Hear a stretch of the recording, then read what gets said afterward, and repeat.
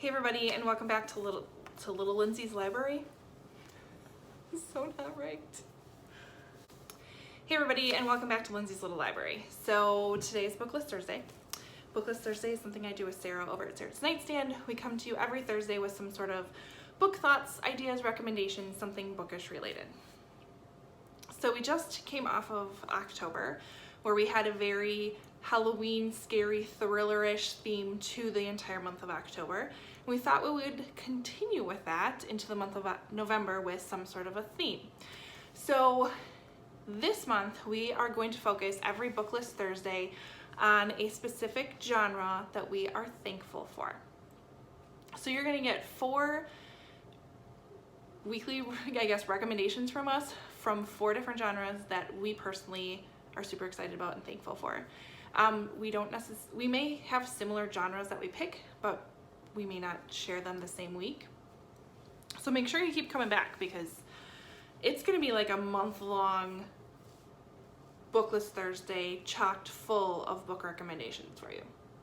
You're not going to want to miss it. It's going to be pretty epic, I would have to say. So my first genre that I am super, super thankful for is historical fiction. Shocker, right?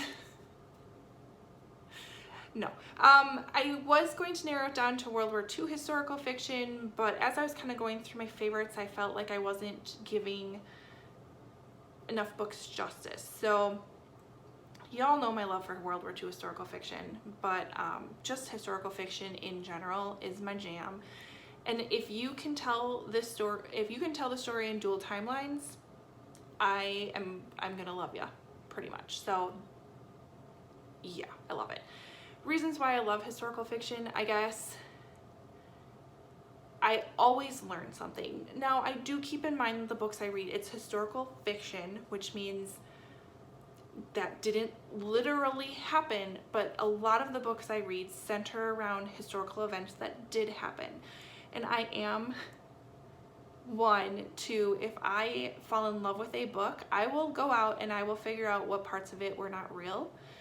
I will figure out kind of how much should I trust in this. And I'm finding that a lot of today's authors are taking historical fiction very seriously. So events and even some characters, they are like, that stuff really did happen. World War II really did happen. There were concentration camps, there were spies, there were certain battles that stuff happened. I just like when authors take a look at an event and maybe they represent 20 characters into one, or 20 stories they've heard into one. I really appreciate that. So the way we're kind of going to do this is I'm going to give you 3 books I recommend from this genre, and then I'll talk about 2 books that I own that I'm excited to read in that genre. Not, some weeks I might have a bonus or 2. That's okay. That might happen. It's all right. So let's get started. Historical fiction, the ones I'm going to recommend, of course, my #1 recommendation is going to always be Kristen Hanna and the Nightingale. This follows World War II. It happens during World War II. We have a pair of sisters who are living in France, 1939. So this is Nazi-occupied France. One sister who is determined to go out and do her part and fight for her country. And another sister who's like, nope, I'm going to stay home and maintain the home front and stay here. So you follow what happens to both of them. This will break your heart. This will inspire you to be courageous and to stand up for your things. Just a woman's perspective during that war on both sides, either fighting it or staying home. It's beautiful. Kristen Hanna does an amazing job. I would say this is her best written book ever. If you're not keen on World War II historical fiction, she does have another historical fiction book called The Great Alone that takes place shortly after the Vietnam War in Alaska. So it deals with a father who has PTSD, who drags his family to Alaska thinking that that's going to kind of solve all of the world's problems, and it goes from there. So another great historical fiction book. But if you haven't picked this up yet, what are you waiting for? That's all I gotta say. Another one I feel just as passionately about is Before We Were Yours by Lisa Wingate. This follows the Memphis, Tennessee's Children's Home Society, which actually was a place run by Georgia Tann, who actually was a real person and one of the most horrible people I have ever known in existence. So this follows a family. And what would happen at the Tennessee's Children's Home Society is it was kind of, I guess, it was meant as kind of an orphanage. So Georgia Tann realized that there was a lot of opportunity between very, very rich people who were having a hard time having a family and very, very poor people who couldn't afford to feed their children. So she kind of would take in orphans or take children that families couldn't support anymore, or just take children and sell them to the highest bidder. So this kind of follows, it's dual time perspectives, follows what happened to this specific set of siblings at the Tennessee Children's Home Society.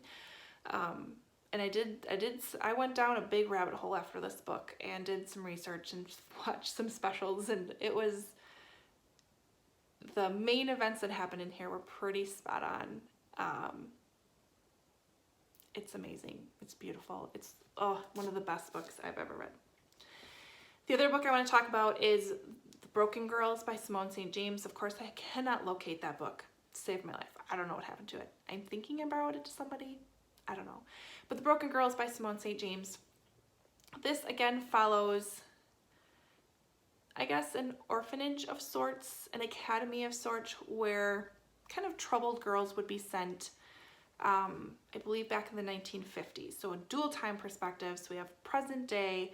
There's a bit of a mystery that this woman is trying to solve, and it ties back to things that happened where this school is located. There's a ghost involved called Black Mary who will give you shivers, and then you of course learn what happened in the 1950s at that school to a group of girls. I think there was 4 of them. But it was fantastic. Definitely interesting. Okay, so I do have 2 books that I want to talk to you about that are on my shelves that I'm really excited to read from a historical fiction genre. One I've talked about before, one is a fairly new book, but I'm definitely, when I was scouring my shelves, these are the 2 that if I were picking one up today, I'd choose between these. First one is The Alice Network by Kate Quinn. This, I guess, follows World War II as well as World War I, and I believe it has to do with spies. That's all I know. I don't care. I've been told fabulous things about this. It's a Reese Witherspoon book. I've heard it's great, so I want to pick that one up. And then my newer one that I got, I think this was a month or 2 ago's Book of the Month Club book, is This Tender Land by William Kent Creeker, and I've been hearing some really good things about this book lately,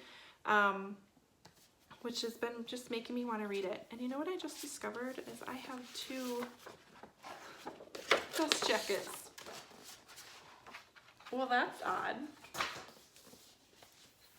Huh. Bonus, I guess. All right, so this one is in the summer of 1932 on the banks of Minnesota's Gilead River. The Lincoln Indian Training School is a pitiless place where Native American children forcibly separated from their parents. Again, a subject I have not read anything on, so I'm super interested in. They're sent to be educated there. It's also the home of Odie O'Banian, a lively orphan boy whose exploits constantly earn him the superintendent's wrath.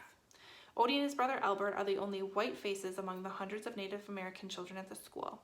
After committing a terrible crime, Odie and Albert are forced to flee for their lives along with their best friend, Mose. Wouldn't be Moose, M-O-S-E, a mute young man of Sioux heritage. Out of pity, they also take with them a broken-hearted little girl named Emmy.